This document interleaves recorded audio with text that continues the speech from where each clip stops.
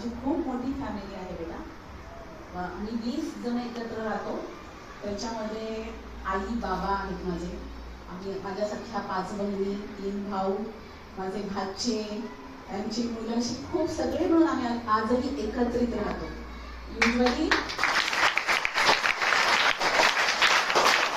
Usually एकत्र कुटुंब पद्धती आजकाल नाही बघायला मिळत, पण आम्ही आणि माझे हे श्रेय माझ्या वडिलांनाच आहे, त्यांनी आजही आम्हाला सगळ्यांना जोडून ठेवलं. तुझ्या लहानपणी तुझ्या घरची परिस्थिती कशी होती? खूप छान प्रश्न आहे.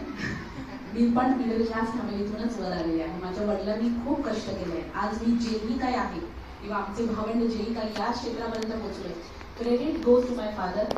कारण खूप हलाखीच्या दिवसातून त्यांनी कष्ट करून आज आम्हाला शिकवलं आणि मला अभिमान आहे, मी या शाळेची विद्यार्थिनी आहे. आणि त्यांच्या काय म्हणत आपण त्यांच्या मेहनतीमुळे आम्ही घडलो. त्याचबरोबर माझ्या गुरुजनांचा याच्यात खूप मोठा वाटा आहे. शाळेने नेहमीच प्रोत्साहन केलं याच्यासाठी, त्याच्यामुळे एक वेगळाच अनुभव याच्यासाठी आहे असं मी सांगेन. तुला संगीताची आवड कशी निर्माण झाली? घरातच संगीत होतं. माझं जनरेशन हे 4th जनरेशन आहे. म्हणजे माझे आई बाबा संगीतात आहे. आईकडून किराणा घराण्याची परंपरा मला मिळाली, वडिलांकडून पतियाळा घराण्याची परंपरा मला मिळाली. त्याचबरोबर माझे आजी आजोबा हे देखील उत्कृष्ट, माझे आजोबा उत्कृष्ट तबला वादक होते. बाबूराव वाडेकर त्यांचं नाव होतं. आणि त्यांचे वडील हे हैदराबाद संस्थानात राजगायक होते, गोपालदास नावाने. तू आमच्यासाठी कोणतं गाणं गाऊन दाखवशील?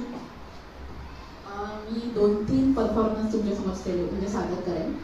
एक तर सगळ्यात पहिले छान सरस्वती वंदना आहे, ती गाईल मी, छोटीशी गाईल, माझ्यासोबत तुम्ही देखील म्हणा, ठीक आहे? त्याच्यानंतर पुढचे 2 गाणे तुम्हाला सरप्राईज छोटे छोटे वाजवे, तुम्ही स्वतःच ओळखाल काय ते, ठीक आहे?